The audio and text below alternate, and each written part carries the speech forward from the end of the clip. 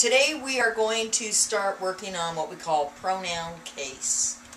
Okay, so let me go ahead and write this up here. That way if you ever want to look anything up on this, you'll know what to call it. Pronoun case. Okay, and we're going to start out with personal pronouns. Okay, so I'm going to list those here. Personal pronouns are pronouns that you're used to seeing, okay, and there are different kinds. So I'm going to label them subjective case, objective case, and possessive case. Okay? Some books call this nominative case. I don't like to call it that because I think it's easier to understand if I say subjective, because subjective just means it can be the subject in a sentence. Okay? So this would be an example of subjective case. He. The objective form of he would be him. And the possessive form would be his. Okay? And we're going to do the same thing with she. She is a subjective case pronoun. That means it can be a subject, basically like this. She walks. And he walks, right? So these are subjects, and the objective case would be her. That would be like, I like her. Okay? That's why we don't say I like she. Okay, and then we have her, which is also possessive, and hers, like that book is hers. Okay? Then we have I, and I is like I walk, and then the object would be like he selected me. Okay? And then the possessive would be my and mine, like that book is mine. Okay? Then we have they, and that would be like they walked, and the objective form of they would be them, like we like them. Okay? And the possessive form would be their or theirs, like that book is theirs. Okay? Let's see, we haven't done we. So we walk, and they liked us. Okay, there would be the object form, and then the possessive form would be our or ours. These are primarily the pronouns that will be the most difficult, okay, to figure out things on. We do have other pronouns too. I hope you can see this. We have it, and we have you, okay, that are part of these. But it doesn't change when we change it to an object. That's why I do these last. And the possessive form is without an apostrophe, just like all the other ones, okay? It's and your or yours for you, okay? Possessive forms in pronouns never take apostrophes, okay? You remember we did possessive nouns recently. Those take apostrophes because they're not possessive on their own. For example, when I take the word John, I have to do something to the word John to make it possessive, like John's mother, right? So I have to do John apostrophe S mother. Whereas with pronouns, his is already possessive. So that is why we don't have any punctuation on any of these. And that is why you never want to put IT apostrophe S when you mean the possessive form, okay? Because when you do IT apostrophe S, that is actually a contraction for it is or it has, okay? So not to be confused with these. Okay, so why is this all important? Well, let me erase the top part of this because I want to leave these pronouns up so you can see them. And I'm going to show you how this works, okay? Let's say I said John and Mary brought Jack and, that's supposed to be an and, sorry, and I or me to the party. Okay?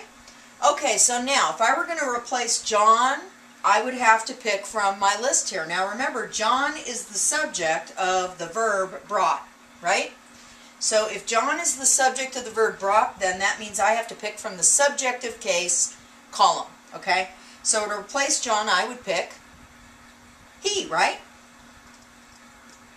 And since Mary is also a subject of brought, I would have to pick from this list as well, and there I would do she. So he and she brought Jack and I or me to the party. Okay. Now, since we know Jack and Mary, the subjects, brought is the verb, if I ask you, whom did John and Mary, sorry, did I call him Jack? Whom did John and Mary bring to the party? Okay, well, they brought Jack and they brought this person right here, right?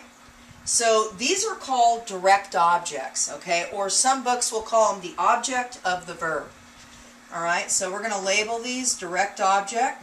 Whoops, there's a C in there, okay? Direct object. And this is also a direct object. Okay?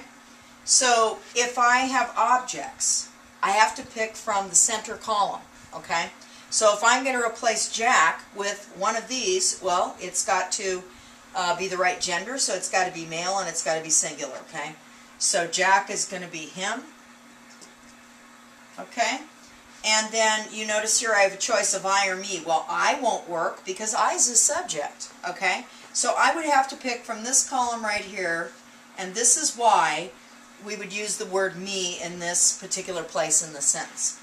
Anytime I have direct objects, I'm going to pick from the center column. Anytime I have subjective case or subjects that I'm replacing, I'm going to pick from this column, okay? So let me keep going here. Hope you're taking notes. Okay, let's say I said Janet threw I or me the ball.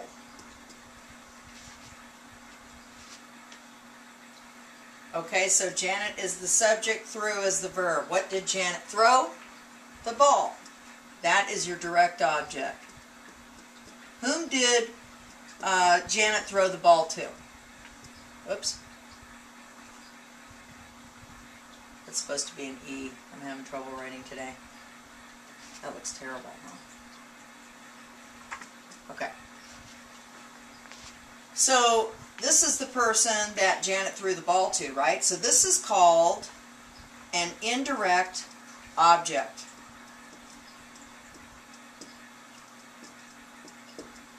Okay.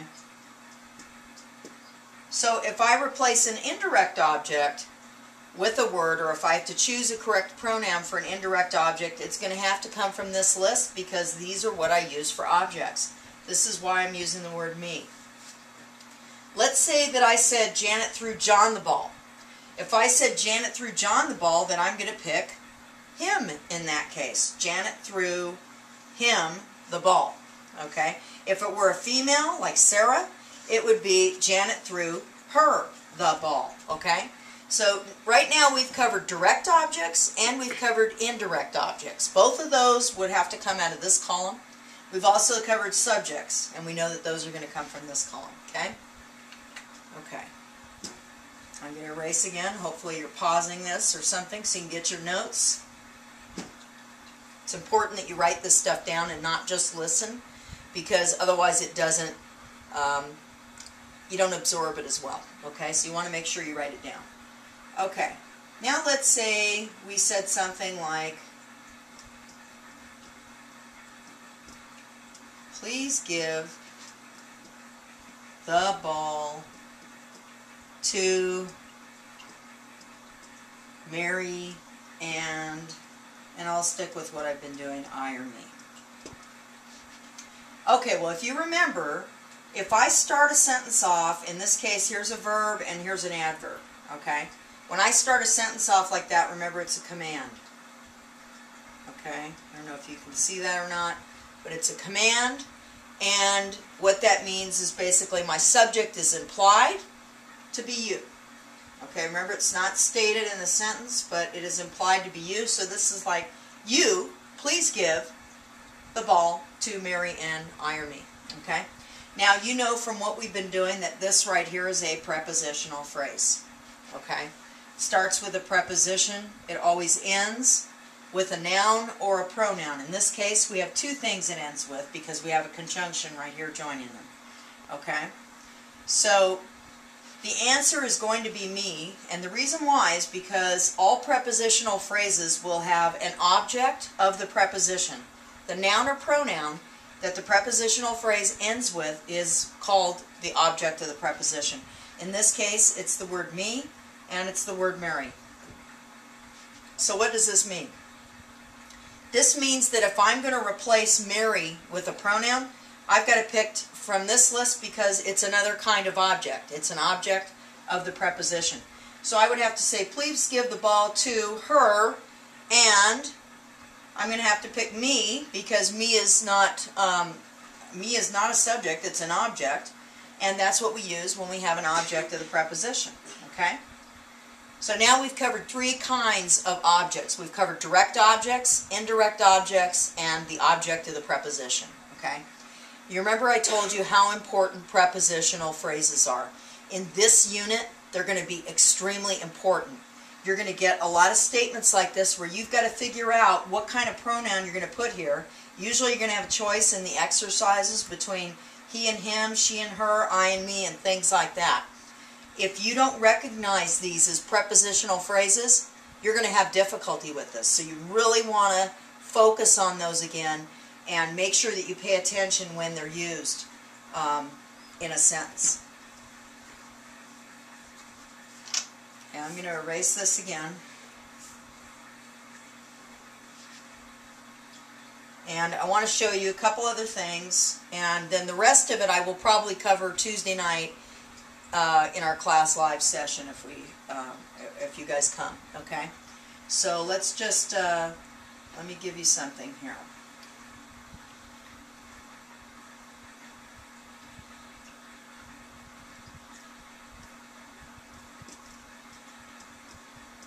What if I said,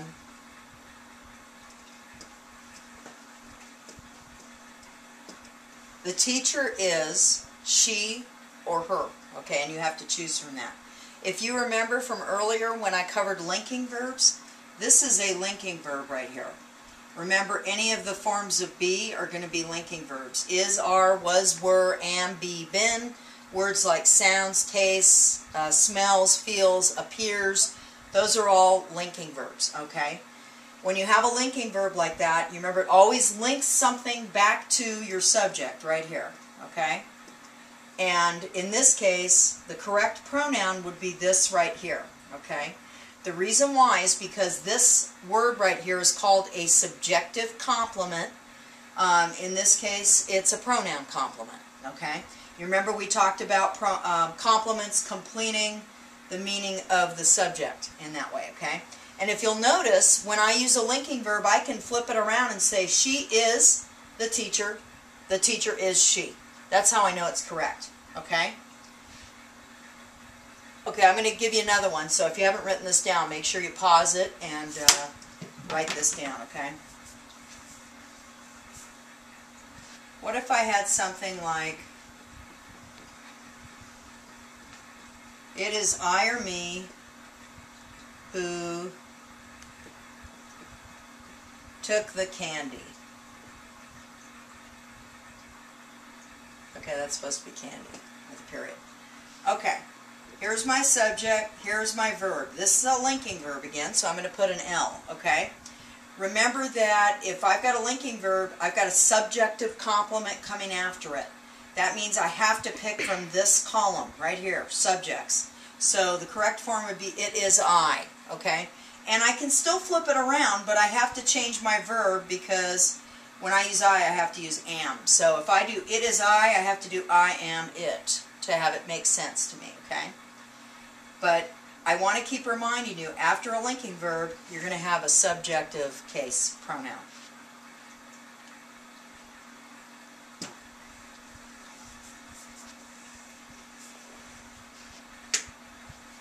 Okay. Now, I want to cover a couple of other things for you, and I know it's a lot of information, but we'll go over it in our session together, okay? I want to show you something. What if I said, I hope me, my, or I being late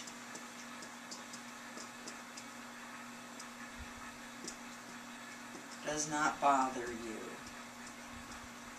Okay, now in this case, what I want to talk to you about is gerunds. Okay, if you remember earlier, I talked to you about what a gerund was.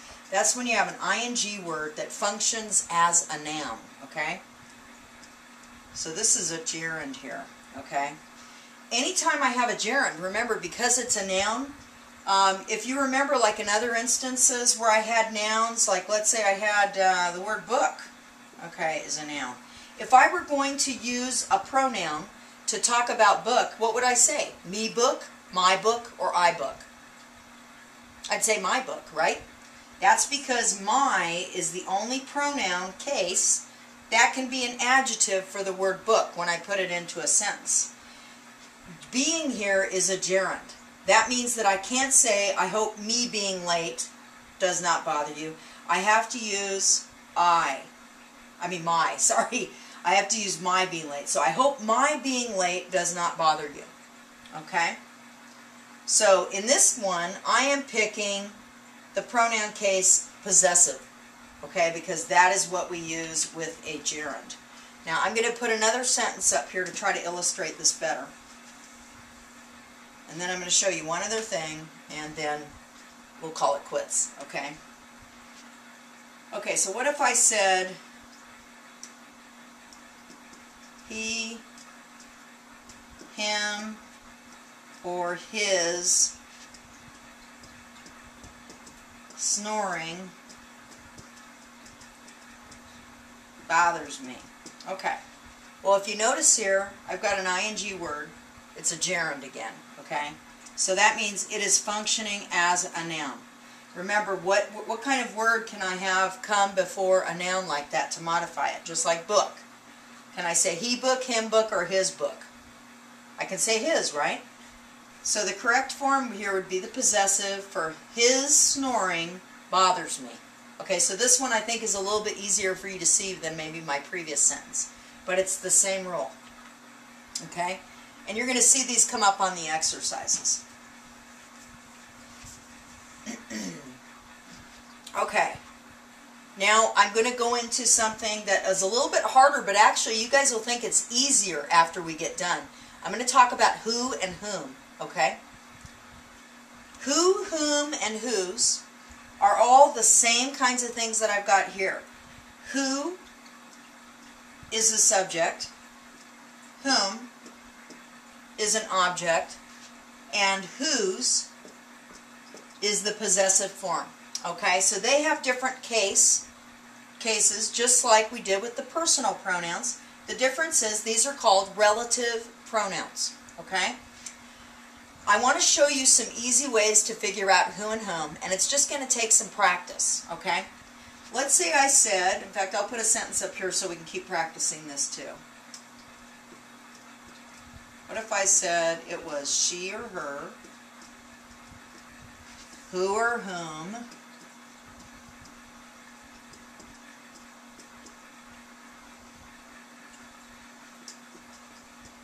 took the money? Okay. I'll try to lower this so it's not right there. Okay.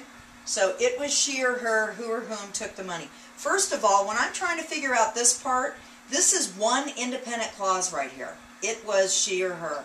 So when I'm trying to figure out something in this clause, I got to make sure I stay in that clause. I don't want to go over here to figure this out.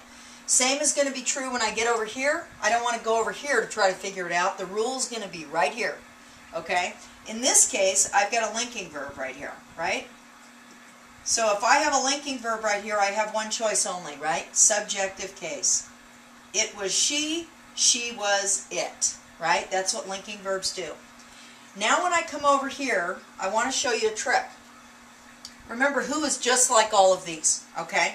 So the easiest way I can tell you, because usually people get intimidated when they try to figure out whether it's who or whom, the easiest way to figure it out is just take one of these, and I recommend you take this one just because it's easier because of the way they sound, okay? Let me just show you. He is like who, him is like whom, okay? Because they both have that M sound, whom, him, right? And then whose is going to be like his, okay? So here's what you do. You take he, and you put it in the blank, or you put it here in place of it, and you see if it makes sense. He took the money. Does that make sense? Okay, so if he works, that's my answer.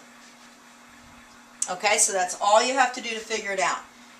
All right, he took the money, so my answer is he. I mean who. Okay, now I'm going to do another one for you, okay? And it takes practice.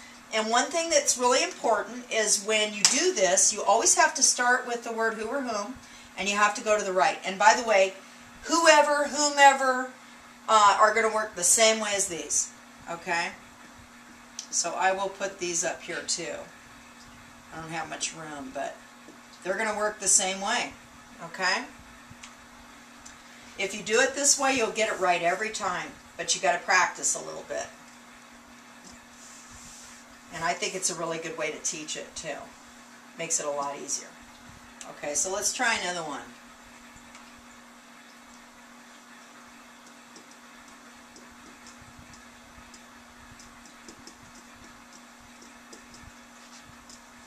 We'll try it with whoever and whomever, okay?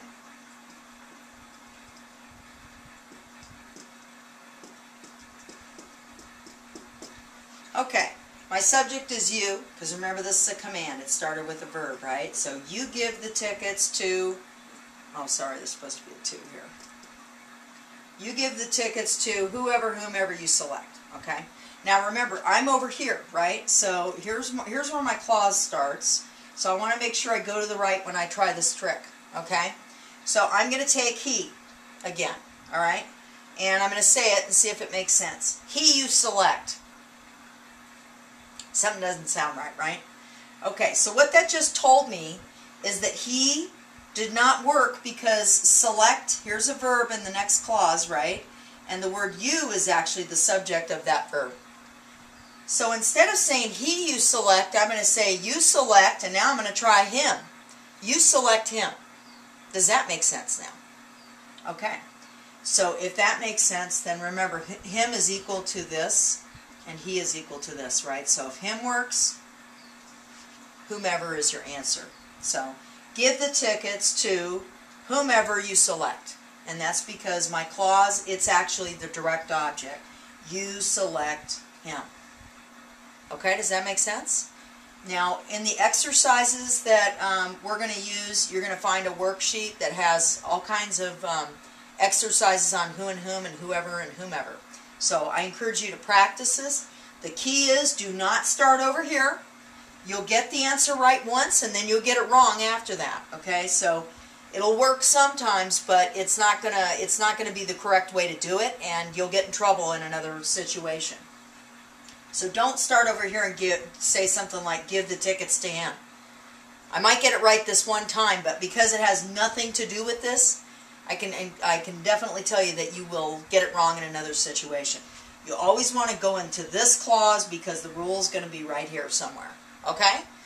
All right, I'm going to go ahead and stop with this, and then we're going to practice, and then the next thing we're going to be getting into is pronoun agreement. Okay? Thanks a lot. I hope this helps.